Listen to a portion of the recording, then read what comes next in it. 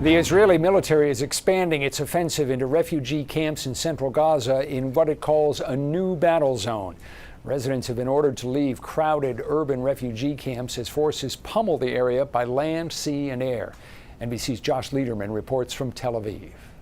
Despite all of that international pressure from the U.S. and other nations, the UN, to scale back or stop this war, Israel's government says it is actually intensifying its attacks, both in the southern Gaza Strip, in Khan Yunis, in Rafah, but also in refugee camps in central Gaza. And just this morning, we heard from the French government, which says it is gravely concerned by that announcement by Israel, by the fact that they continue to increase attacks when so many of these nations are now demanding a ceasefire. But the Israeli government making clear it is not entertaining any ceasefire. In fact, Prime Minister Netanyahu says the job is not yet done and that any efforts to try to get Israel to stop will be in vain for the time being. And that really lies at the heart of the tension between the U.S., Israel's closest ally, and officials here in Israel. As a top advisor to Netanyahu is in the U.S., he's been meeting with the National Security Advisor Jake Sullivan and the Secretary of State Antony Blinken, as there is a big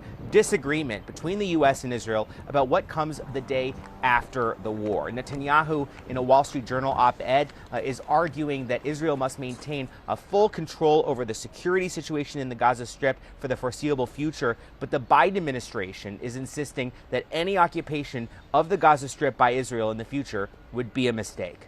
Josh Lederman, NBC News, Tel Aviv.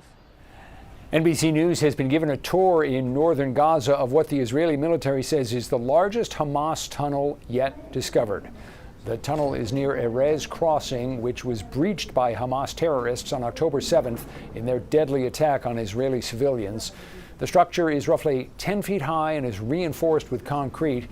It enters the ground at a diagonal angle so that Hamas could drive vehicles into it, according to the Israeli Defense Forces, although NBC has not been able to independently verify how the tunnel was used or how recently.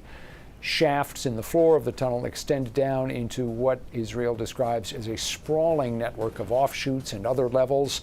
NBC is the only American news organization that had access. You can see more on this tonight on NBC Nightly News.